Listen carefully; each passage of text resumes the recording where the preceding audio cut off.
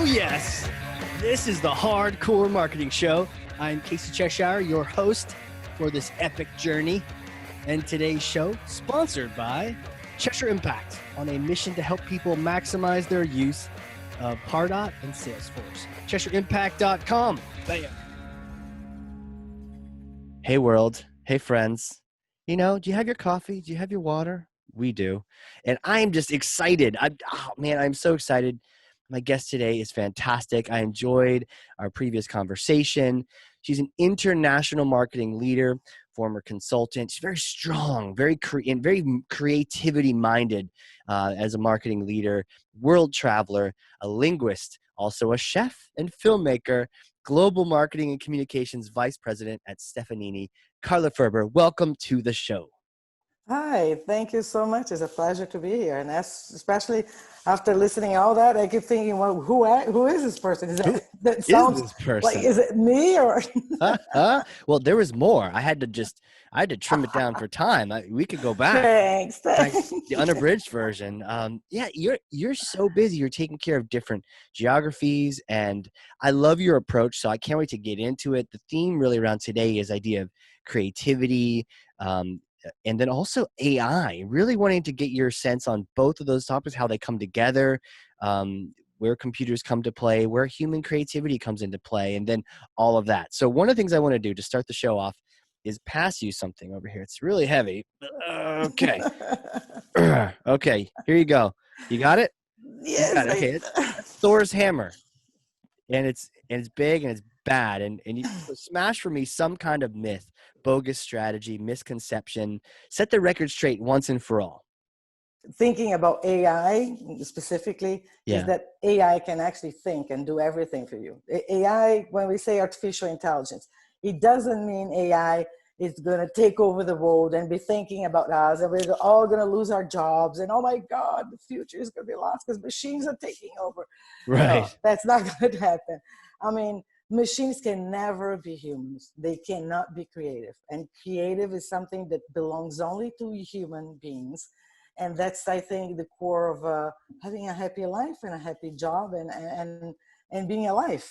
On my point of view, we always have to search for something new, something better. Even when we do marketing, that's what we're doing. We're attracting leads. We want to generate revenue for our own business. And to do that, we need to be distinctive, unique.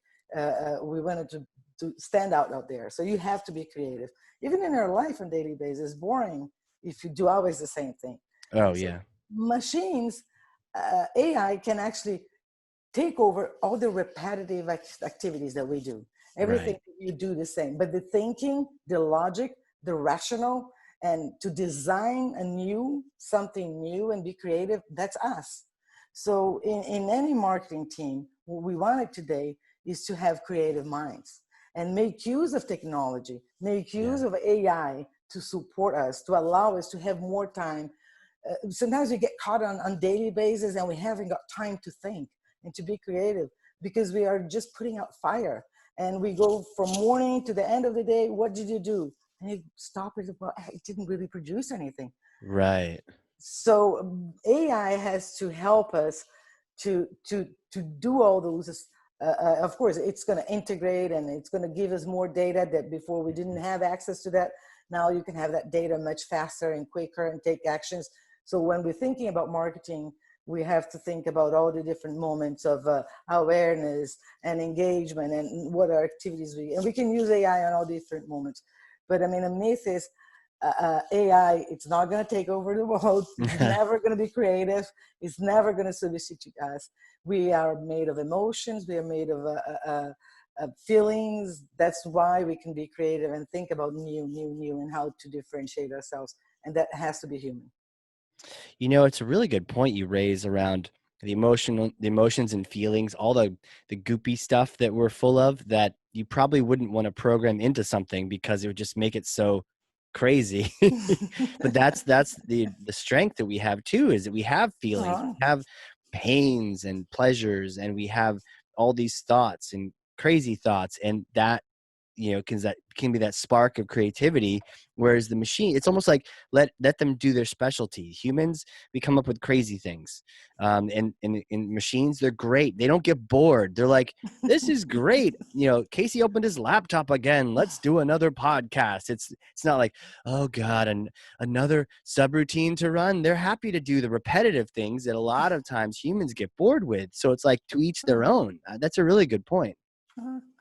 And I think talking about feelings, and even we work with technology. So we sell solutions being digital. Everything is about the digital transformation, how to become digital now more than ever. So it's hard when you're selling something that, first of all, it's not a single product. It's hard to explain because it's not something that's ready out of the shelf, and it's technical. So initially it's kind of boring because you're selling something that people don't really understand what it is.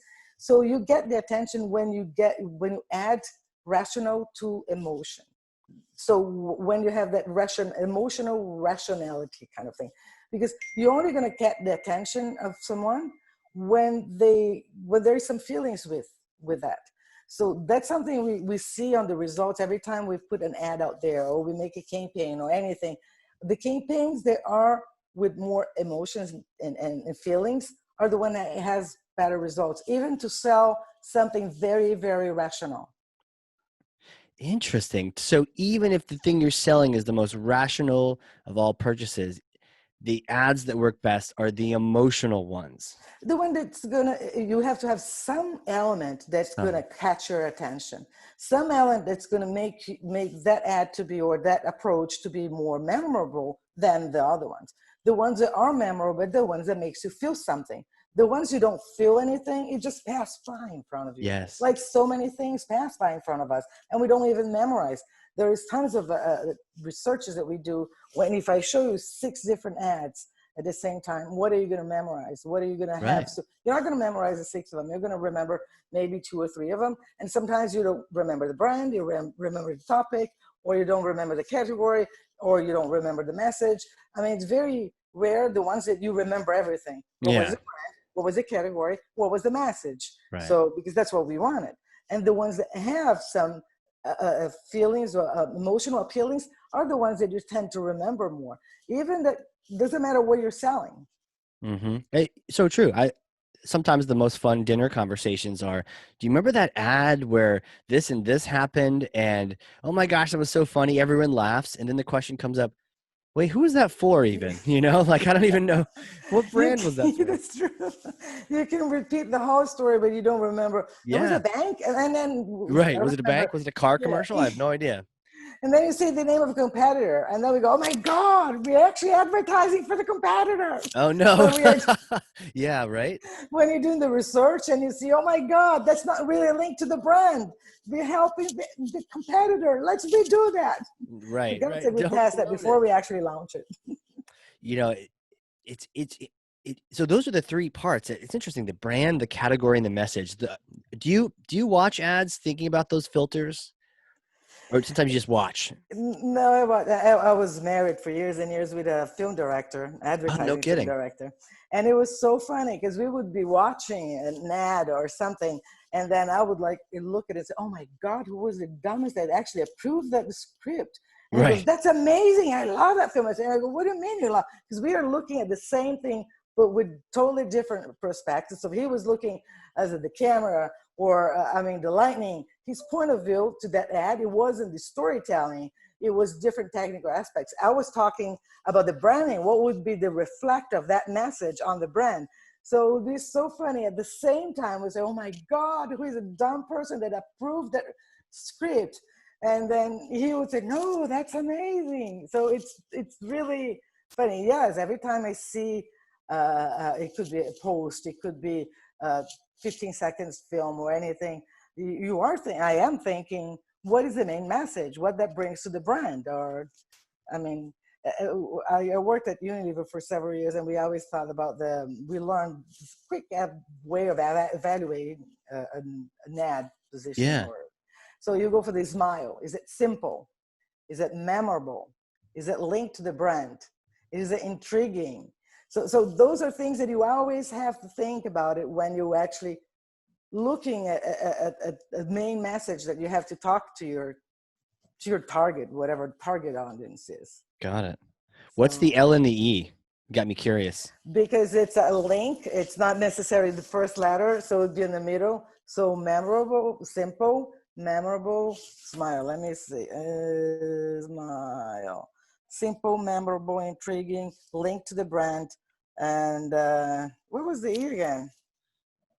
It will come to my mind. It will come to you, but you know, that link to the brand, I think sometimes people leave that off. To our earlier story, it was a great ad. Or in your case, you know, it was filmed beautifully. Oh wow, it's like Apocalypse Now was filmed in this style of this and that, but no one remembers what the brand was. Or Yeah. it was a terrible ad. It's like the balance of the art of it versus the purpose of it. Or even the message. Sometimes we get Yeah. so carried away on what we forget that we are paid to think about that topic. So for us, that becomes so normal, and we don't get out of it and have an overview to see if that's common to the other people that are not thinking 24 hours by day on that topic or that product on that segment. So for us, something might be so obvious, and it's not obvious for whoever is not being paid to think about that all the time. Right. So we have to see if that message is simple and it's clear to understand. It's something we forget about it. We go into details and we don't go high, take over, look and see, oh, I'm explaining it in a simple, quick way. I love that. That's a quote unto itself. I feel like you're full of all these wisdom chunks. It's like if this podcast is a bowl of ice cream, you're like the ice cream with those chunks of like amazing, like I don't know, you know, like a Ben and Jerry's where you have like a cookies and cream right in there. You said we are paid to think about the topic, you know, and I think everyone needs to think about that. All the marketers need to think about that. Yeah. You are paid to think about this topic. Your customer, your prospect, the people you They interact don't. with, they're not paid. They don't care. It's not relevant to them the It's not same way relevant. it is relevant to you. So they're Yeah. not going to give you the same attention, the same importance that you are giving it. Right. Right. How do you balance, like, it's almost like, how do you live with a filmmaker? How do you balance the art of an ad or the art of a campaign with the intended purpose of it, which is like, we want the smile, we want the link to the brand, we want people to buy more of us or trust us because they saw this ad. But then you have, sometimes we can get creative, you know, we can go, oh, look at the beautiful landing page, or look at how this shot was shot in like a fisheye lens with a this and this. And it's like, that's cool, but did it touch, did it make an Yeah. emotional impact with the audience? How do you balance the creative people around you? I think we have to be careful also. All the marketeers, they want to do something that's that really artistic and really cool and really trendy and really nice. But we have to Yeah. think about who the audience is and Right. what is the brand image and perception that you want to give it. Sometimes I don't want to be the most expensive, or I don't want to be the most clever, or depends where are you, what niche of the market are you choosing. Right. So what is the brand perception you want to have? And then talk the same language as your target is talking. And today, more than ever, we are all impatient. Not only Z generation. We want to hear only what's relevant to us. So it's like if all the marketeers, we should know exactly what is relevant for each one of the persons. That's why we are creating all these personas. Right. So when we are searching for that design or the artistic, we have to talk the same language. If I'm talking to farmers, I'm not going to be having that high lightning image or like with a very modern, that's not the language. That's not what they think it's important. That's not relevant to them. Right. That may be thinking that's going to be too much upscale. It's not for me. They won't even look at your ad Right. because you're not talking to their language. So I think it has to be very clear who your target audience is, what is relevant for them, and what is the brand perception and image that you want to build. And Right. then a combination of all that, it's how much artistic or how much, I mean, production values you can always have, Sure. focusing exactly what you want to master, what the main message is, and what is the language of your target audience. So it doesn't mean that being artistic or modern or super cute and girly. But you know, one of the points you brought up is that they're impatient. Get to it. And, speak in their language. And I think sometimes we put so much of this flowery language in front Mhm. of the message that you're right. If I put a bunch of goofy stuff in front of a message to a farmer and he's like, man, I got to get back out there. I got to get back to the fields. I don't have time for this sassafras attitude here. It's like, no, your tractor will not break down. This is how it's going to, it's like, get to it so that they can Yeah. understand what they need to get from that message. It makes a lot of sense. And that's why one of the things that we're seeing more and more about how images with movements like films are getting more and more importance, because we are all getting lazy. So if I have to read a white paper with 12 pages, Oh, oh my God, that's time consuming. That's going to seriously. demand. But I mean, only if I really, really, depending on stage of my buying cycle I am, Yeah. Okay.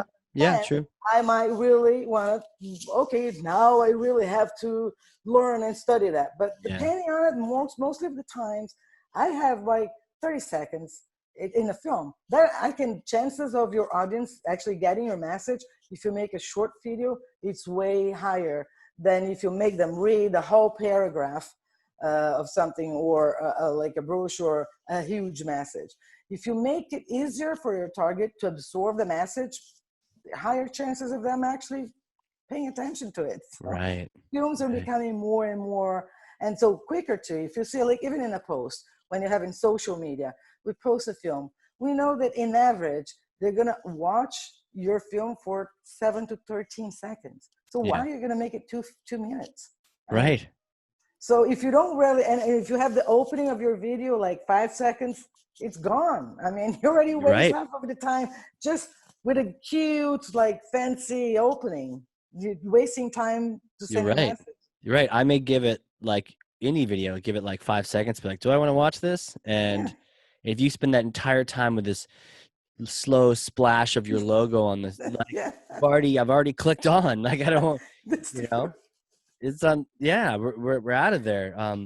Man, how do you talking about the getting the people around you? What is creativity to you? Because I know we've been hinting at it, we've been talking about it, and I want to start there with the creativity, and then talk more about AI after Mhm. that. But tell me about creativity. Like, how do you foster it on your team? What is it even, and what are your expectations around it? I think creativity is the way we live. I mean, it's part of a Really? questioning. It's always how can I do better? How can I? We all want to stand out, especially we do marketing to be seen, and so if you don't constantly every day keep asking what can I do that's new, and I think that I'm pretty afraid of routine. I hate the routine. I think if we can make something a little extraordinary out of the routine, it makes us smile. It makes me happier. I get Yeah. bored if I do the same. So I guess it's a little bit of my personality plus wanting to be different, wanting to be seen. So, but it's something you every day have to question to yourself. I mean, is that everyone out there doing the way I am? I mean, is the results that I'm getting good enough? Right. How could I get better results? I mean, is it possible? What is the market average? And then how can I be a little more? So it's just not accepting whatever you're doing on a daily basis and wanting to have more and to want more that makes you to be creative. I don't want to be more and you have more just to be the biggest and the best, but I want it because I want to be the unique, the distinctive. I want to be seen. I want to be known. Um, so I think that even the way we work. So can we do that in a better way? So I'm always asking with my team, what is the working process that we're doing? Is that being quick or fast? Can we do it in a better way? And even we have a marketing plan. Once a year, we have to plan the next year. So Right. everyone in my team knows they will have to bring something new to the table for next year. You Right. cannot do the work you were doing last year the same way next year. So everyone that's already in the team, they know, oh my God, what I'm going to bring. And everyone, it could be lead generation, lead management. It could be the designer. It could be the writer, the content developer. It could be the events. I mean, what kind of events are you bringing that's new? I mean, don't Right. sponsoring events like we are. Okay, we will sponsor events. What is going to be different this time that we're sponsoring Gartner again? So we can't do a booth like we did last year. What's new? So it's always challenging yourself. I think that's something that's on you. It's a and there is no such a thing. I haven't got anything to do. I mean, you're not thinking what could you do differently, because there's Right. always things to do. For you always have done, and you do your day by day, and that's it. Maybe you're not the perfect fit for our group to be part of our team. Right. On that note, are there people that aren't creative? Or is Yeah. that like a part of all of us where we're all No. It's not a part of us. I okay? mean, and it's not right or wrong. Okay. I mean, there is no right or wrong. I mean, sometimes, and we need, imagine if all of us wanted to do everything different. Oh my God, we would be bumping all over. I mean, Yeah. so I had a person in my team, and he was very good. He was very great, but he worked on the same automotive company for years, 20 years, almost 15 years. Yeah. And one day he came to me and he was like, Carla, it's not working after 2 or 3 months. It was like, it's not working. I mean, Mm. I don't feel comfortable. I need to know what I'm going to do tomorrow. I cannot plan something and then in the middle of the day we change and we change and we change, because we do. So we plan the week or we plan the days, and if sales comes with a big client or a big thing, we will put that in the middle and we will do 2 or 3 things at the same time. We don't work anymore with a project planning a year. If the idea Right. is great, we can launch a project in 2 or 3 months. Or depending if the idea is great, we put more cash in it, and things happen faster. Even with the digital world today makes things happen faster. And some people, they're perfect to execute. And we need those people that are executing also. And they need to feel comfortable. They need to see, to be able to visualize everything. And to know where things are and where they're going to be tomorrow. And the space for them is a different, and there's a lot of people like that, and that's important for the machine to work too. Sure. I mean, not everyone feels comfortable with changing constantly. Some people feel insecure, some people feel unstable. Maybe that could be a support area. I think in marketing it's easier, but depending also, but again, today I think the repetitive actions can be done by By machine. machines and technologies. Yeah. So, but on some areas, you do need more of a taxes and finance, maybe, or some Sure. areas you do need to have, you can't be, you can always think, I'm thinking out loud now. For Yeah. No, example, this is right. I'm thinking about legal, even something that we think is very boring, right? I'm Right. thinking about a legal. So there is this guy that worked with us. He was responsible for legal for the immigration, all the process, because we have people all Sure. over the countries coming in and out, in and out. And I remember one of the things that why we like RJ so much, because he's creative. He always Yes. finds a creative way, even being a lawyer, and the process, the immigration process for visas, for green cards, for whatever, from all different countries, could be anywhere to anywhere. I mean, it's always the same process coming in and out. I mean, he always visas, he's always, even like that, he always finds a way to be creative. Now, I think I That's a really like it good point better. around law. No, that's a really good point. I think sometimes even with like contract law, you think, oh, well, that must be the most boring, repetitive person. But no, they have Yeah, to brainstorm what kind of goofy thing could some yeah. terrible person invent or other company invent to try to get out of paying us, or to try to like what kind of loopholes could possibly exist. And they have to be creative. Yes, you could research previous loopholes from 1966, but at the same time, like using what you know and your information, that there's a creativity there to where if you just had a machine looking at that, it might plug gaps, but you're going to consistently be attacked on the gaps that haven't been, kind of like viruses Yeah, and ransomware yeah. and all that kind of stuff. Yeah. It's a looking at things in a different way, look at things in a Right. different angle. So I think creativity is not only designing, it's look at things in a different way. Right. So my dad used to say everything is like a triangle: my point of view, your point of view, and the truth. They're different things. So not the same thing. The way I look, the way you look, and the truth normally tend to be different. Sure. Sure. So That's how people get in disagreements, is when they're really off. yeah. Because then it just nothing really happens. Quick question. Do you expect everyone on the team to be changing things every time? Or to your point, are there some people is it like a level thing, like your managers are all being creative? Or do you expect everyone to be bringing ideas to the table? No, everyone. It doesn't Yeah, matter. Everyone. love that. So it could be, no, everyone has to be creative, and you have to do your job in a better, because I want everyone to grow, because if you grow, if Right. you improve, then we all do. I mean, when I started the marketing department in US here for Stefanini, we were 4 people. We are 14 now in less than 5 years. So it depends on what kind of work you're producing, and you're doing more, and then everyone sees the needs of having you and needing more people. So we grow if everyone grows. I'm a super teamwork. I mean, everything with me is really team. Right. So we do everything together. What's really cool about this is that something as simple, or what looks like maybe as simple as a conversation on creativity, creativity is actually what's enabling people not only to change and improve their own efficiency for the company, but or in effectiveness and finding new things, but also for themselves. And I Mm-hmm. loved how you said, I want everyone to improve and grow.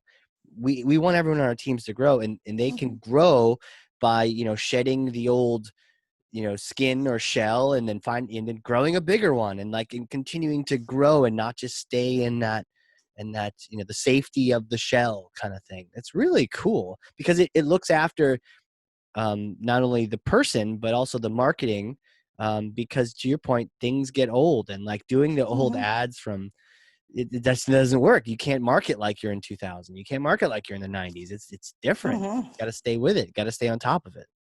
And it's funny how it's so you don't have to. We had in our team people that were very, very, very shy.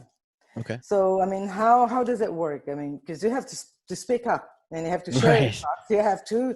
So there's a point of a limit of. Uh, we all were very different. And today, if we look at our marketing team, we have all different ages. We have part of the team that's from Manila, part in India, part Mm, in US, and then we have ages that varies from 60 to 22. I mean, it's a mixed up. wow. And then Are and you the 22? personalities, yeah, of course, Yes. in each one of my legs. Yeah. I wish. So and we have all different type of personalities, but there is a limit. I had someone that was very, very shy, Okay. and that person wouldn't really share. It was so Oh, shy that came to a point that I would never know what the point of view was, what the opinion was. It wouldn't be sharing and bringing up when we do brainstormings, or when you're talking to people from different departments and you need to bring, especially technical people, you need to right. bring their point of view and everything. So that interferes on how creative you can be, or sharing whatever is in your mind, because we couldn't know what was on your mind. Yeah. So Not mind readers. Yeah. yeah, but I mean, how much do you interfere on her personality? She was shy, but it came to a point that was so shy that it was interfering on the performance of her work. But we do have people that are shy. We do Right. have people that are not talking that much, and we learn each other. Yeah. And so that's why working on team is important, because once you learn each other, you go, okay, now is your turn. You know that there's always 2 or 3 that Yeah. talks too much. So myself, Ah, I have to control you myself. and me. Everyone Yeah. else talks normal. It's just us that talk too much. And then I have to go, Carlos, shut up. Because if you keep talking, no one else is going to talk. So you have to balance a little bit, and you have Yeah. to learn and concentrate. And I think we all are constantly learning. Doesn't matter how old you are. Right. If you have that self-conscience that you have to control yourself and let everyone. So not everyone is outgoing, and it's still, they feel comfortable to raise their voice and say, well, that's what I think, blah, blah, blah, blah, blah, blah, how I'm going to do it. How do you support that shy person? How do you support that person on the team who doesn't talk? First of all, I think depends up to a level, but I mean, we do have today, it's making the person comfortable to Okay. talk. That's one of the first. Yeah. And I think that's pretty much, Stefanini is also an environment that makes everyone feel comfortable and the same. See, Marco Stefanini, we are still a private owned company. And Okay. Marco Stefanini is the global CEO and owner, founder. He's the one that's going to treat a CEO and the cleaning lady exactly the same way. So everyone is going to feel as comfortable as. And that's a reflection on the management team. And so it's escalated to everyone. So Right. I think, and also you tend to choose on the top management people that have personality that meets with his way of guiding everyone, right? So I think making your team feel comfortable, making your team able to talk and whatever they feel like it is the first thing. And then pulling them sometimes, oh, your point of view, now is your turn. So, and then the person naturally feels comfortable. When the person feels confident, if the person knows what you're talking about, it agrees, then if you have your space and moment to talk, you have to feel comfortable to Right. talk. You know, it reminds me, I think, Google did a study a while back around like team effectiveness, and they came up with exactly what they could have just asked you, right? Instead of studying all these things, they could just ask Carla. She'll tell us. Google, next time you have a question, just ask Carla. But yeah, the term they used was psychological safety, like trust. I know I can, because ideas can be crazy, right? Like if we're in a meeting, I might bring up like popcorn stand with dancing dogs out front of Wall Street, right? And we got to be like, okay, that's hilarious, Casey, but not like you're an idiot. That's a terrible idea. And I think you as the leader are really helping that too, because you're not doing that. So your team knows, okay, we're not going to make fun of each other for the Oh, worst no. idea is no idea, I think, not Yeah. necessarily Uh-huh. an idea. And I think one thing that I remember when I was younger, it was like when I had my bosses saying, "Oh, we already tried. That's not going to work. We already tried." So you actually, if you keep saying Yes. what didn't work last year, the world today changes so fast. The digital arena made everything changing so rapidly. So Yeah. what didn't work 3 4 months 6 months ago, it might work today. So what didn't work Right. last year, it might work today. So don't tell, that's something I never do. Oh, well, we tried and it didn't work. So we tried back then, it didn't work. Maybe today it might work. How can we adapt and see? So bring any idea, it doesn't matter. So we might have the information that by then didn't work. Why? Let's see why it could work now. But I mean, I think that's a sign of growing old. I remember all those old bosses that I had, they're like creepy and old, and they would say, "Oh no." So they keep making you feel bad by bringing new ideas, because half of them they're going to tell you, "No, it's not going to work. No, it's not going to work." Yeah. So that's something I never say, because I Right. was like, it reminds me, I don't want to get old. And old people tend to think that nothing works because they have this experience and they already tried everything and nothing worked. Yeah, they tried everything, right? The iPhone wasn't even around, and yet we Yeah. tried everything. Retargeting ads and marketing automation and all these things, but we tried it. Yeah, that's a pet peeve of mine too. The idea of we tried that, and I think that it's like there's some wisdom there. Like I saw recently an organization I was volunteering for. They just rebranded. They made a new logo, but it's like it's supposedly a big deal, but it's just a different way of doing it. I was like, oh, they paid some marketer 50 grand to like give them some fancy logo. Like that was a waste of time. Maybe I'm getting old, but I was just like, guys, the old logo was fine. Like this doesn't move the mark a little bit. Imagine if I came to you every time we're doing an annual planning meeting and said, well, I think we just need to rebrand, the company. That would be the best move forward. It's like, okay, go with that. Where are we going? Like what's the next idea after that? Because that's not it. But to your point, try it. Try things. Maybe not the new logos, but an idea comes up. The cool thing I like about marketing is that it's not necessarily, your idea, my idea. They're not versus each other. It's like, let's try things. Marketing is all about testing and experimenting and seeing if that does work. And do you also foster a sense where I know you have the trust in your meeting, but does your team have the ability to fail? I mean, it's kind of a weird question, but it's like, if I try this weird idea and it doesn't work, now what? No, that's something very easily. And we all gonna make mistakes. Yeah. We all gonna make mistakes, and the only thing is don't repeat it.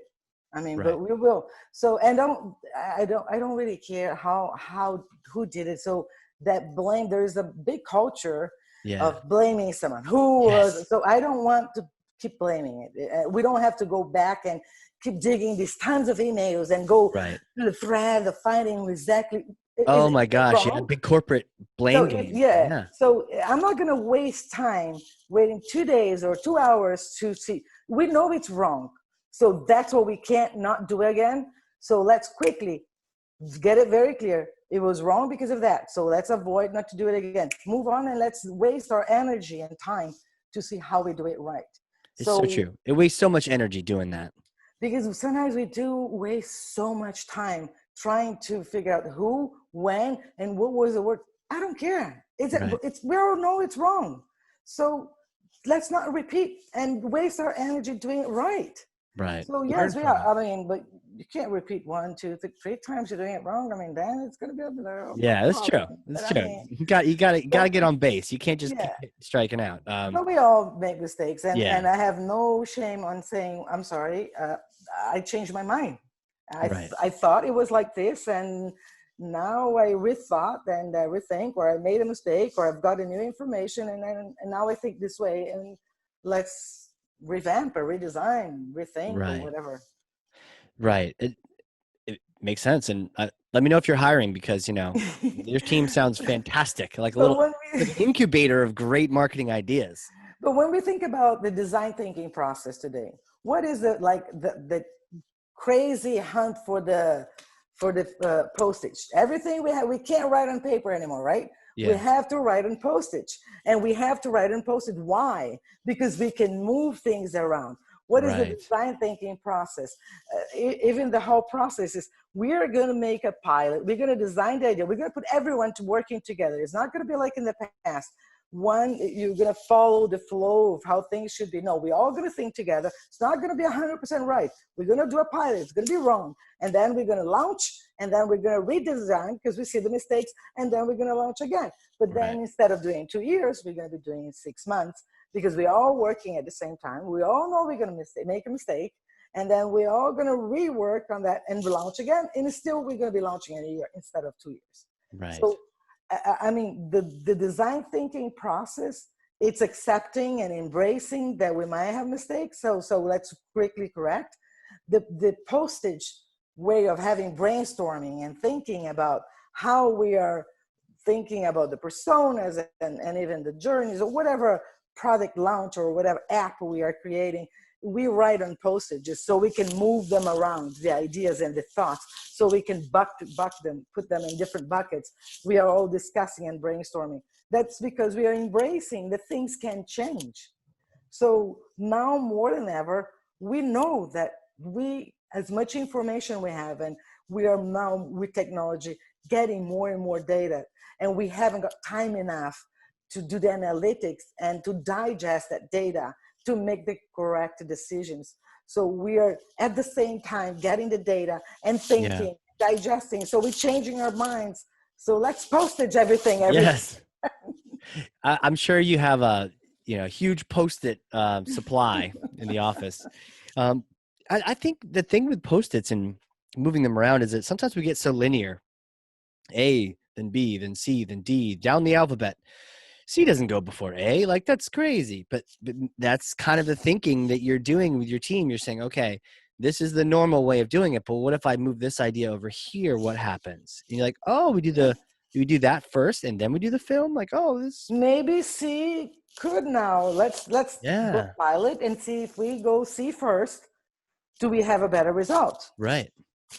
Right. And the post-it doesn't care. It's happy to stick anywhere. So you just stick them all over the place.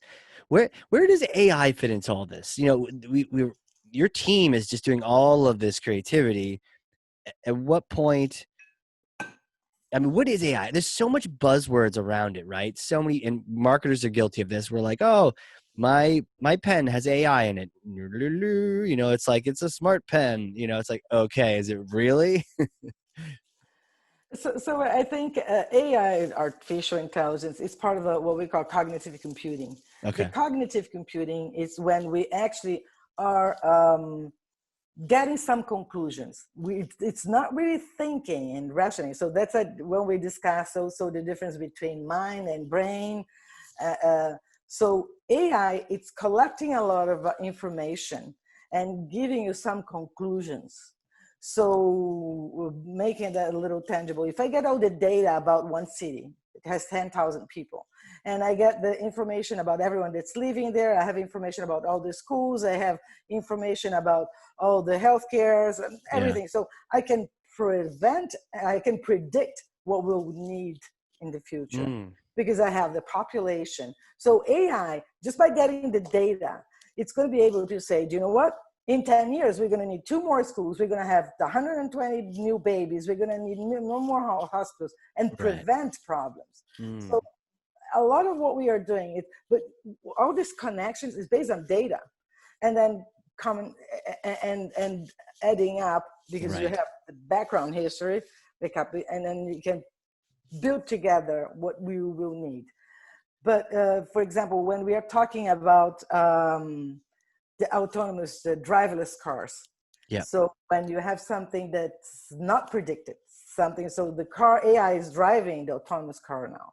Like Yeah. Amazon already has the Amazon Air dropping with drones, right? Yeah. All the packages. So those are driverless vehicles. But the Vehicles, sure. car, Yeah. yeah, Yeah. suddenly there's a big discussion now. AI can drive pretty easily on a very controlled environment. If anything that's not predicted, that's uncertain, a bird suddenly fell here and Right. hit the windshield.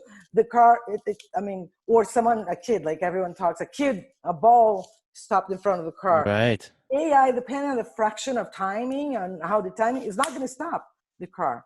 So those unpredictable situations, that's not, and AI is constantly learning. Of course, it's going to get better and better because you're adding more information, So the database, the knowledge database increases on whatever topic you're talking. So it's adding all the cells of information to understand when we say cloud. What is cloud? In one way, cloud is the sky. Cloud now is a service cloud where we host all Right. the data. So there's different ways of, I have different meanings for the same words, and Mm-hmm. you have to learn. So AI, it's the integration of several different platforms, several different database, and the connections that you can make with that, and the correlations with that. So I think if we think about mind and the stages that AI goes, mind is the feeling, is the thinking, is the emotion that we have, the Yeah. rational that we have. But brain is those electric impulses that connect ourselves, that allow us to think. So we could say that AI is more related to the brain. So AI has Uh, more of a brain than has a mind. Doesn't have the feelings. It doesn't have the rational. It only has the statistics and the math of logic. Once you give right. them information that will allow them to make a logic conclusion, because it's like it's not adding feelings. It's not adding unpredictable. It's not rational. Right. It's more AI would have a brain. I don't know if I made myself No, clear. it makes sense. It's not the thinking, the feeling, it's the connections, it's looking for patterns, and it's Mm-hmm. modeling and predicting, and to your point, it's built to learn. So it's able to receive input rather than I can't do anything different unless I get a new line of code. It's like I can continue getting better. It's always learning. It's always Yeah. improving. It will, but based on logic, based on data. Based on logic and data. Right. That clears up a lot. And so I see the creativity side, I see the AI side. I have another word that gets used a lot lately, and I think I would love you to address this. You've only mentioned it once, but it's the idea of the digital transformation, because I hear people throw this out probably just as much All as the AI, time. Yeah. and I'm like, I don't even know what it is anymore because everyone uses it.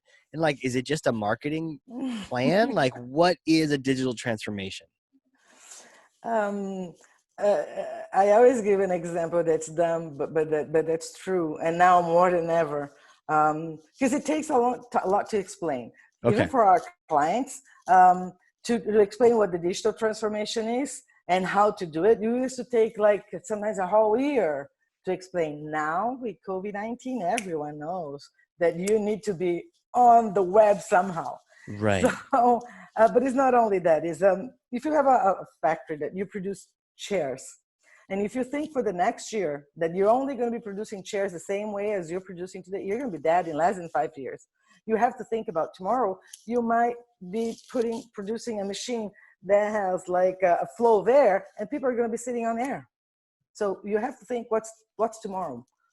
How is that going to be transforming tomorrow? Are we not going to have wood enough? Chairs are not going to be plastic, and we can't use wood. So what's going to be?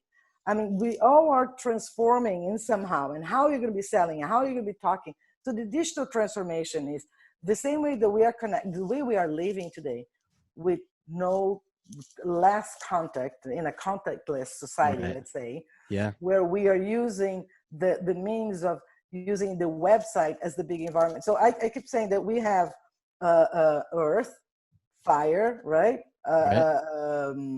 The land, the earth, water, Right. fire, Like the elements. the Yeah. elements, yeah. And then we have the web, because it's Oh, another environment. It is as important as air, is as important as the water, as the sea. It is another environment. That's where we go. wow. And then we do everything. There's nothing we can do without being online, Right. virtual. Right. So whatever business you're doing, if you have every business that's out there with COVID-19 that had zero process on working online or on Hmm. the cloud or visibility online, it was dead. Was Right. that at zero, because we couldn't reach each other. First of all, to be known, to be seen, it has to be on web.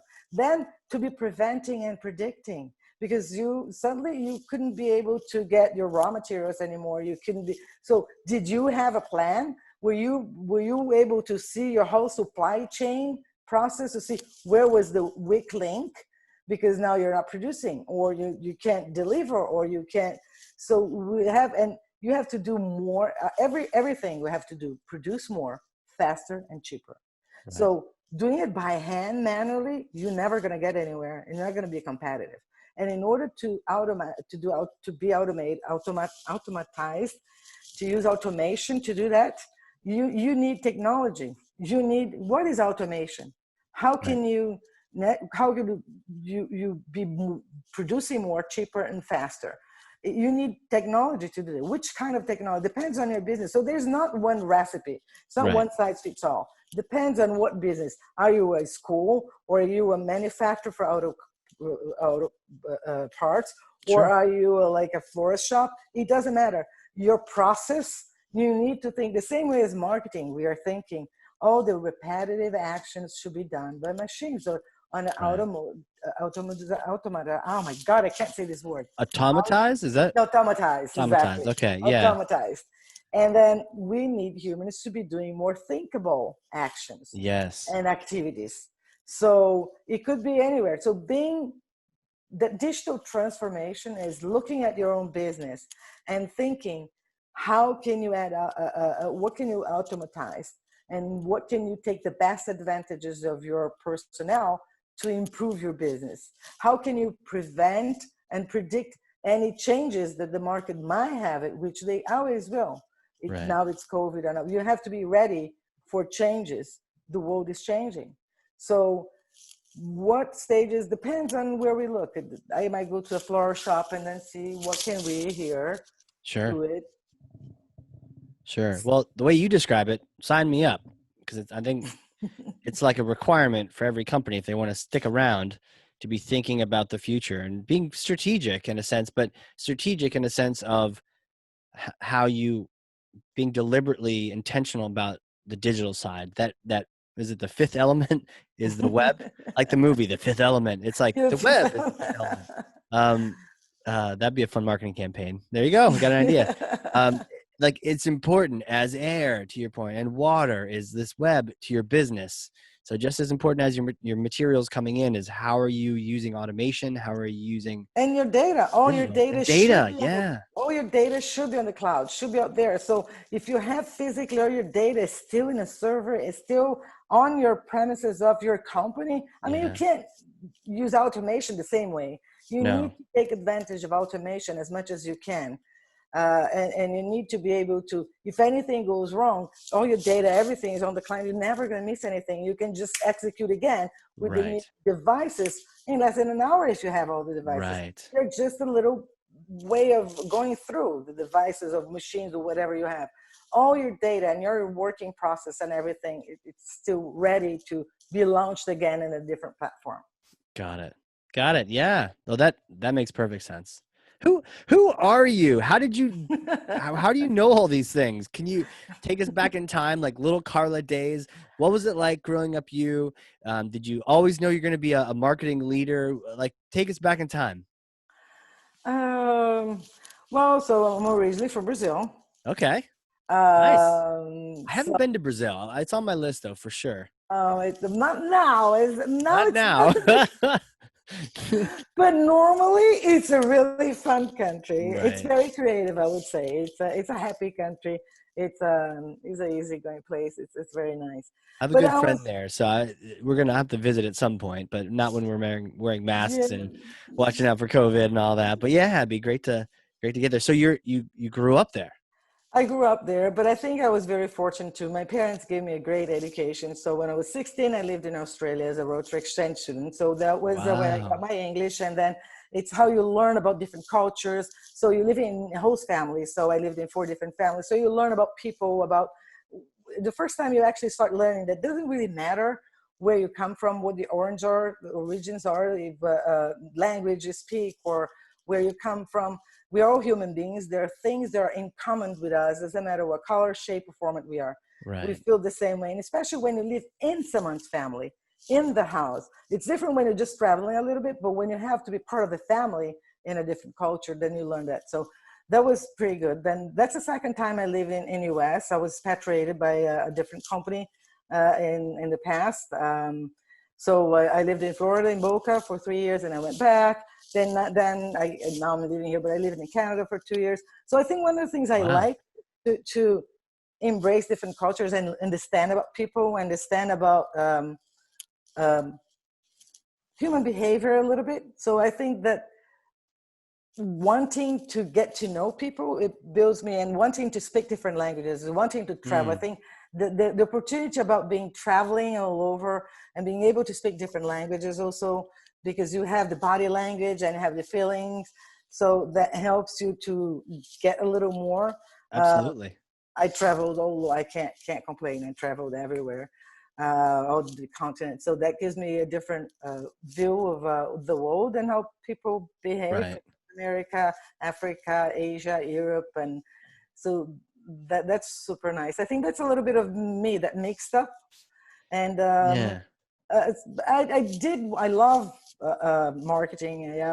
But I didn't always wanted to do marketing. So I did engineering. I tried engineering and university. So I did 3 years of engineering, electronic engineers. I love numbers. So I keep saying that even now, my job is to transform numbers, colors into numbers, because we're all here to generate revenue. I mean, if Wow. we don't have our Color. salary by the end Yeah. of the month, we don't get happy. I mean, I love my work, but I need so it has to generate numbers. So I have to get all these colors. So it's, when I say colors, is all this data that we get from marketing, behavior, and designs, and advertising, whatever. But that has to translate into how much in EBITDA and revenue. Yes. I mean, if that doesn't translate in revenue and EBITDA, we That don't is the even need coolest phrase I've heard in a long time.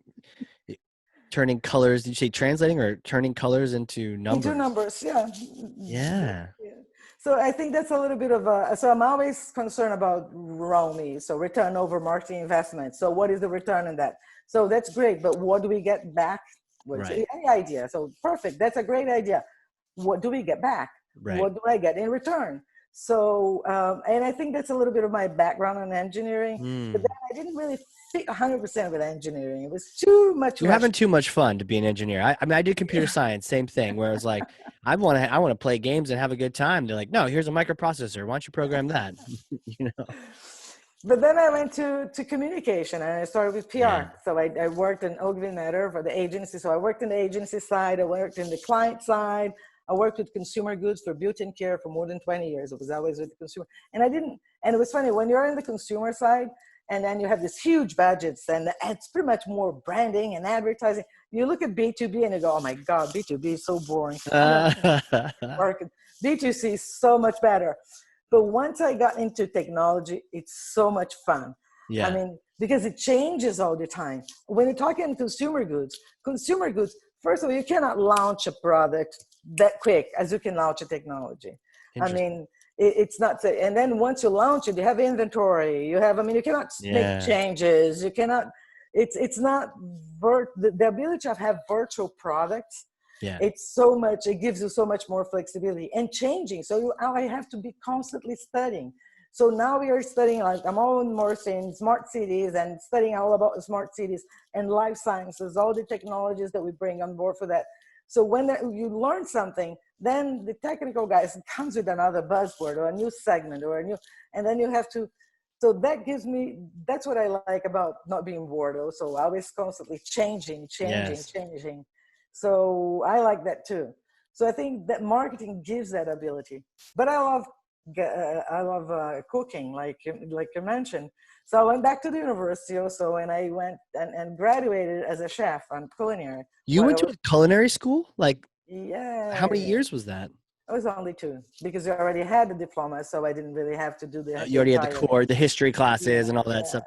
Wow. What was that like? So culinary is something that I think is Yeah, fascinating too. it is So fascinating. it allows you to relax, and then allows you to be creative, because I mean it's a chemistry. I think you get all the ingredients and everything, and then you mix it up, and it's weird. Like breads, for example, how can you put flours, like some powders, and suddenly they grow, and then suddenly Right. and you can transform eggs. Eggs are so magic. What can you do with eggs? They transformed in so many different, like gas, That's a good point. liquid. It's so amazing, the transformation when it's cold or when it's hot or when you change the temperatures. So I think that transformation that you get on culinary and the cooking, it amazes me. And the flavor that you can change sometimes, and the idea. I love Ferran Adrià, which is the Spanish chef, and he created a fusion cuisine, which is a transformation of all the cuisines. You change a liquid to solid, so you have like Ah, a lollipop made of olive oil, and then a frozen gazpacho. I don't know, all these different right. ways of looking at food. So that's something I tried also in a time, but it's still marketing. It's the way that we make that alive. So it's Right. And well, repeatable. And you can make a marketing you can utilize AI to do that. Eventually maybe we have AI chefs, but right now it's like to your point, you can be the chef and you have a whole kitchen full of sous chefs, and then you also can have machines processing things. And yeah, that's interesting. That's really interesting. chemistry is already part of a very important part of the Ferrandria. Became so famous because he was And who actually is that having again? You said that. Ferrandria, Ferran. He Adria, Adra. Okay. Adria. He's the only Spanish that beat the French as a top chef in the world. Because there's always French. No, now we have a UK too, a guy from UK. But he was the one that created the fusion cuisine, which is that Wow. transforming and changing the state Yeah. of the ingredients from liquid, solid to gas, and then but he had a chemistry guy next to him, and I think that's when he started 20 years ago, and I think today, I mean, the new generations of Ferrandria, they all have AI working with them for sure. Mm, So it's going to be so much easier to do all these fusions with an AI machine helping you. It's already right. fantastic. But again, we're talking about flavor, and we're talking about smell and flavor. They're all linked to your memory. So I might Mm. have one feeling, you might have another feeling. So if I'm trying something with nuts that reminds me of my grandma when she used to cook cakes and gives me something really good memories. But for you, maybe you were eating that nut cake when your mom and dad came to you and said they're going to get divorced. So for you, Oh, gives you that, and you don't even remember that. You would never realize that you were eating that cookie with nuts. But every right. time you bite or smell nuts, it doesn't give you some good sensation. Right. So memory and feelings are all related to flavor and smells. So that's something that all are together. And so that's something that it's individual and it's personal. No AI, again, no machine will be able, they can give you data for all the chefs to transform, but the emotion that's in the food or in the Yeah. fragrance, it still needs always a human being to be done. Everything, we always going to need a human being when we're talking about emotions and feelings and memories. And Absolutely. Do you ever see that movie? I think it was a Spanish movie, Chocolat, yes, I love where they're it. cooking and And when It talks about, yeah, she was crying, and then the tears and her emotion goes into the food, and then everyone eats it, because and she then they was, all yes, cry. because she was putting emotion into the chocolate, so everyone Yeah. would feel that. I wish we could actually do that. That would be Yeah. fun. I was a big fan of when she was feeling kind of frisky and cooking, and then everyone starts getting all like, "Hey, what's going on? Let's have a little party right here." I was like, "That is awesome." you know, That's you, beautiful, Jim. Yeah, that's been you a while. mentioned even with like the baking, and I think sometimes baking has less room for the creativity. Uh, a Yeah. lot of people, like even my wife, prefers to cook because she doesn't measure. But when baking, you have to follow more rules because if you don't, things may go crazy. But I do recall even recently making some pancakes from scratch and just finding it magical that some powder and then one Mhm. egg and some other powders and stirring it in some milk and butter and then you put it on the stove. It's just blah, and then it just grows and you flip it and has that beautiful little golden. I mean, this is simple cooking. I'm a simple guy, so this is like, but I like, wow, I made a pancake, and it started out with these little powdery things. But It's I think crazy. if we look at sweets, so Yeah. I think we would divide by savory and sweets. Okay. Savory, you can always add your own touch. You can, there's margin for, it's not an exact cooking. Got it. So more than baking, because baking you can still, depending what you're Can you? doing, you can, Okay. yeah, depending on how much yeast you put here or there. I mean, some things you might flop, but I mean, there's still, but sweets, I mean, if that's 2 ounces, it's not 1.9, it's not 2.9, it's 2 ounces, and it's Right. not going to work. So it's a very exact cooking, everything that's sweet. It's funny how the sweets don't allow you to play around with, but the savory does. So in the survey that we have done, we saw that a lot of men that are not chefs, not who actually chose that, but men that likes to cook. It's either barbecue or sweets. Yeah. Uh, Yeah. because it's more rational. It's more, I mean, Interesting. sweets, you follow the recipe. If you really follow exactly the recipe, you get there. Yeah. You get there exactly, but you have to follow. And men tend to, if they follow exactly the thing. Or barbecue, because barbecue, it's more of a manhood thing. It's more It's kind of emotional too. You're like, I power. think this is ready. Touch, touch, touch. Yeah, it's ready. It's No, but probably it's the ready. fire, it's the There's outside. fire. Yeah. It's Get a what beer. represents Yeah. of being is more masculine to touch with the fire 1-to-1. And it's funny when you're talking to do a 1-to-1 interviews, and then you're talking to a guy and he's explaining why he's not even thinking, because you start talking, suddenly you're Yeah. already talking to the guy for an hour, and then he's talking by himself and he explains why a fire. Oh, because it's more manhood, because I can see the flame, because I can Yes. feel the power. And they go like, I you can talk get about burned. cooking, Yeah. I It's mean, danger. yeah, it's unconscious. It's funny how not all of them, but some of them get carried away, and then talking, and then you see that's why it's power, it's fire. It's funny how barbecue, and also it gets a more margin of uh, uh, it's not, it's exact, but it's not that exact, because no Totally. one gets a thermometer to measure the temperature of the meat inside, but they Right. can look and feel and Yeah. touch. Yeah, you're right. Margin of error. Touch, touch, touch. The whole, finger thing. Oh, And, yeah, this feels a little rare. This feels medium. Well, I guess it's medium rare today. I guess it's gonna be a little more medium today. Hey, all right, it's great. It's still tasty. It's so true. And do you see different patterns for other people? Like women. I mean, these are like generalizations, but are, are there there are different? patterns. Yeah, But more of the I mean, measured or cooking is it's half of a presentation and half of actually cooking.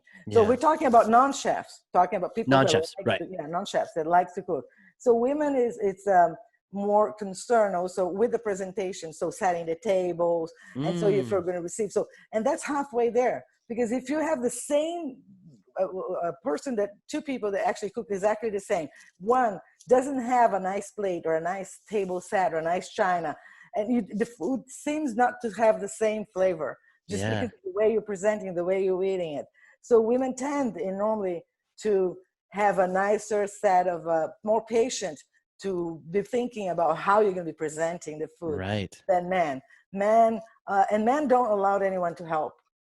Man, it's my cooking, my moment. You don't cook, you don't, it's mine. When it's your, we don't share. We don't share a kitchen. We don't Yeah, it share. does drive me crazy if someone like pre-seasons the steak for me. I was like, well, I wanted to do that, and I probably will use twice as much. But, or they can, you can set the table because I don't like it. You can set the table. Right. You can And I'm actually, terrible at it, right? I'm just gonna here's a fork. I'll probably put the fork on the wrong side too, you know?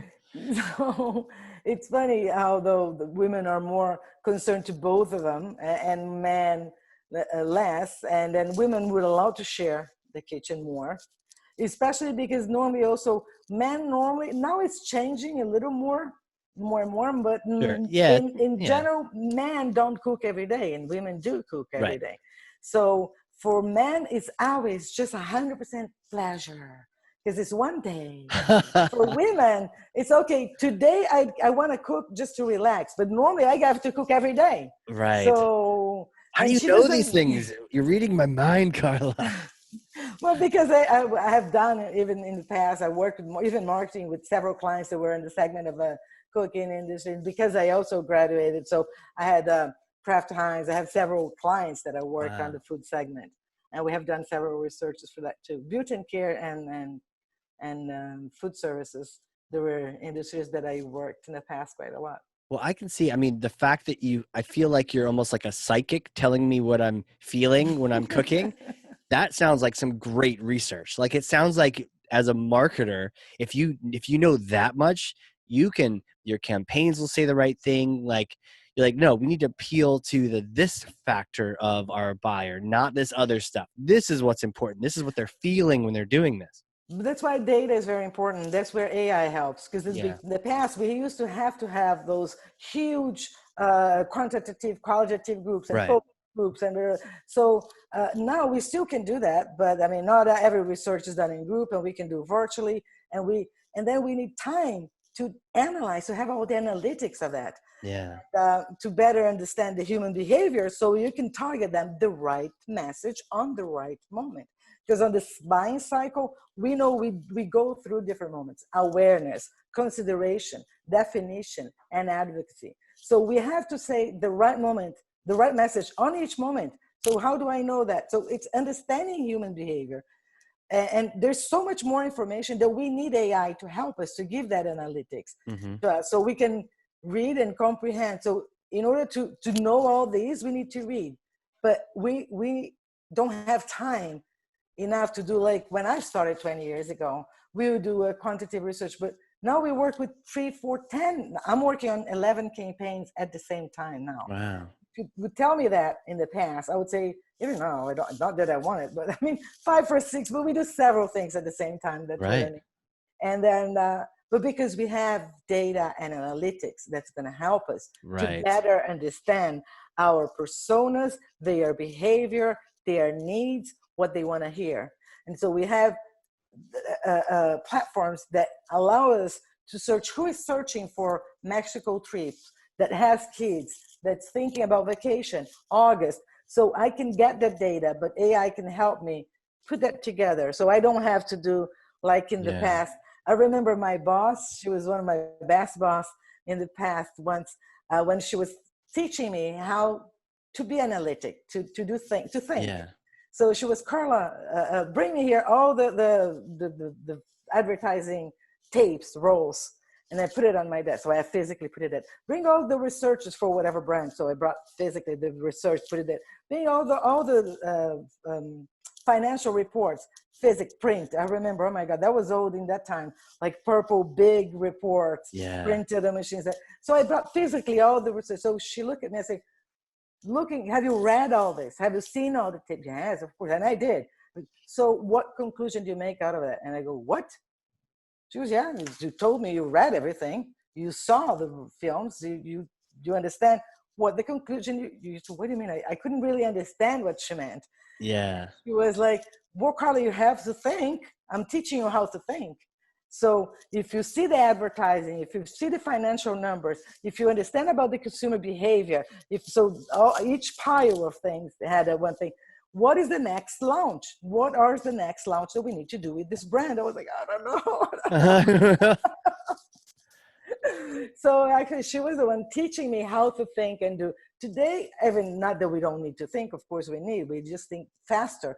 But AI can make that conclusion. It's going to bring me each one of these results or main ideas of each one. It's up to me. So half the way is done. You didn't Right. really physically to spend so much time like you used to in the past. That's why it's so important to get the correct data and be able to make that conclusion so you understand, and then you can create the best campaigns and target the right message at the right moment to the right person. Beautiful. It's amazing. I feel like you're still the chef. You're the marketing chef. You're still doing these things. I have a hypothetical question for you. If you can go back in time using a time machine that I might have in New Hampshire here, so you come visit after COVID, and we get some beers and let's do some cooking. I'll grill. I can make Like the bread. right, perfect. Oh, perfect. I love bread. Love-hate relationship. Uh, I eat too much bread. So you can go back in time and you can talk to yourself. And right around the time you graduated from school, university, maybe from the cooking side, but if you go back and talk to you then, what kind of advice would you give yourself, knowing all the things you've learned and gone through and experienced? Um, I think, what kind of advice could I give? I Yeah, think that the to top yourself. years of your career are going to be where you're actually making a definition. And I think I was lucky to divert from the segment that I was working, because I worked for more than 20 years with the consumer products, moving into technology. But Mhm. in general, when you're between your 30 to 40 years, that's where you're going to define the end of your 40s, when you're going to define what is the segment and who you're going to be. It's going to be hard to shift if you worked for years and years in one segment. Okay. So the decisions you're making on this decade, it's going to be very, very important of what do you want to do forever. Maintaining the same social status that you have. Of course, you can always switch. But normally when you're going to start a new career, you're going to start from the bottom. You're not going to have the same salary, the same recognition, the same status, Right. professional status that you have. So, and we think it's easy to sometimes you're in a company in one corporation and you're in a doubt, should I change? I would get like what I want to try to say is, don't jump so much. Everyone Mm, jumps so much, okay. and then you keep switching for like 5 grams extra. If you love, passion is very important. Don't keep jumping around because of 5 grams here or 5 grams there, or What was because of, that? If you're happy? if you're happy, if Right. you're happy, because the decision that you're making, sometimes they make switch. And I see a lot of people coming and say, oh, I was always working on the automotive sector with marketing, but actually I always wanted to be an engineer, and then I actually graduated in digital engineering. Can I go back? What do you think about it? And depending on what stage you are, and I didn't change because I was paying more here and I had kids, there was always an explanation, but my Hmm. heart is somewhere else. So follow your heart, don't switch. And think about it, that follow your heart, especially on those last 35 to 40 years, because that's where you're going to get stuck. Unless if you're okay cutting your salary in half and then moving on doing whatever you love. But Got if it. you're not okay, because you can always change. I mean, not that you can't change. Yeah. Maintaining the same, because we expect to keep up, right? Keep So you don't. growing. Yeah. And then we do downgrade salaries. Yes, when you're 50 below, it does happen everywhere. You downgrade your salary. So you're going up and then you're going down. Choose to be where you love. Right. Choose to be on those years. I think that's one of the things that I would advise. I was lucky to keep on marketing, but I tried. So it's not everyone that you can switch, and maintain your salary status and Right. And to your point, follow your heart and find, and it's like early on, that early version of you needs to do no, you do might do jump. You what might your jump. heart is. This Yeah. But then generation, later everyone on, jumps. it's like you When can't you're stop. 35, Yeah. you're gonna get stuck. 35 to 40, you're gonna get stuck on whatever you chose. So if you're jumping around, don't jump when you're getting close to the 40s. That's Right. all. Do it sooner. Right. Yeah. Or you learn but to your point, also not following that extra 5K if you're in that Yes. passion zone, because I mean, I think a lot of us have had jobs we hate, and it's like you couldn't pay me enough money. Some people do though, a lot of people in finance in some places where they're just miserable, but they're making lots of money. There's a balance there. Or sometimes what a lot of people say, well, I don't have flexibility. Now it's changing a little more because we all Right. have more We do. flexibility, but Yeah. it's going to be, but I don't have flexibility. So I'd rather work from home 3 days or work from 10 to whatever flexible times. But you left a job that you loved because you couldn't work one day from home, or because you wanted to work from, I don't know, 5 to 10 at night, and they wouldn't let you because they want everyone to work 5 to 8 or whatever. Right. So it's not only salary now. It used to be Right. more salary. I think it's salary, and everyone wants the freedom of a freelancer with the salary of a full-time employee. Right. Those things combined. That's amazing. I feel like I could talk to you all day. Do you have any cooking projects coming up? Are you going to be sailing anywhere and doing anything? Or are you kind of at home like But everyone cooking, else? And no, I'm home like everyone else, yeah, and I have twin girls. They're 14 years old. wow. So Teenagers. I hear stories. Mine are still under 10. So I mean, how is it with teenagers? Are they doing great? yeah, they are the only thing that I see everyone talking, even my daughters, and it's they're that thing of staying at home. They're changing day by night, so they keep watching films and things into 3, 4, 5 o'clock in the morning. Then they're waking up at like 11 noon. So every mom is complaining. I don't know what to do. They're changing night by day. So I think they're getting on this holiday. It's going to be tough to go back to school once. I think it's going to be Yeah. hybrid. It's going to be half and half, Right. and have a routine. So you have time to wake up, and you have to, I mean, just because you're home, it seems they time zones and timing and routine are, so the 2020 is being a crazy It is a year. It crazy will year. be a whole entire end of the year is going to be crazy. So it's going to be hard to put them on routine, and they need routine to They feel do. secure. So it's going to be a little tougher by next year. Yeah, absolutely. I got to But ask you about this too. You did some swimming recently, and it was on Lake Michigan. Was that the right? yeah, I'm always going to lakes. So you're Why? amphibious, and how long did you swim for? Like an hour or something crazy like that? Oh yeah, I love swimming. I mean, there's a difference that I love swimming. I always did swimming a lot. But I go into the lake and swim. But I'm more used to the sea. So Okay, the sea is a huge difference between the lake and the sea. The sea has salt, salt. floats. You float much So better. I Yeah. used to go into the water and like swim for 2 hours and then come back. I would be in the water for 3 or 4 hours easier, but Wow. in the sea. So once I get here, and I did water sailing sports. I started sailing when I was 6. Any Wow. water sports I did my whole life. So the first time I came here, I started swimming, and then I just went to the lake, and Yep. it was pretty cold, but okay, because I like cold Michigan. Then I swam like it was an hour. And then oh my God, I'm getting tired, really tired. So I wanted to come back. I was almost dying. I was like, Were because you it out or doesn't were you along the float. shore? Were you kind of No, like out. you went out an hour? Yeah. Oh, 45 minutes, something. Because it wasn't as easy as the sea. I felt Right. tired. And I was desperate to come back. I was like, oh my God, I don't sleep. I don't swim as much as I used to, Right. going back and forth because it's not as easy. No. No. No, but I went to Lake Torch, which is beautiful, Oh, but cool. it's smaller. So Lake Torch is easier to swim because you can, I mean, it's still pretty far, but you see the other side of Right. the end of it. Like you get some lakes, the huge lakes like Huron, or Huron is not as good as Michigan, but those you don't, it's like the sea. You don't see where the end of it. So Right. I feel a little more comfortable in the smaller lakes where you can see the end of it. Wow. I don't know. Could you ever? I guess. I wonder how far you'd have to swim to not be able to see land, or could you always kind of see land? No, no, you easy. Depends on how depends Oh where you are in wow. the sea because of the waves. It's easy. You don't even have to be that far because sometimes the waves are you don't see it anymore. Yeah. Well, then how do you know In how to the get lake, back? How do you know where the shore is if you can't see? because if you jump up, you certainly will see.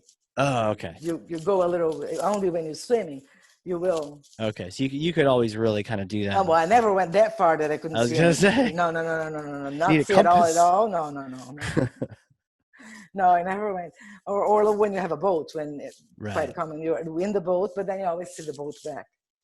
Did you ever have like a flag or something with you too, or like a buoy? You No, just would people no. see you, not run over you in a boat?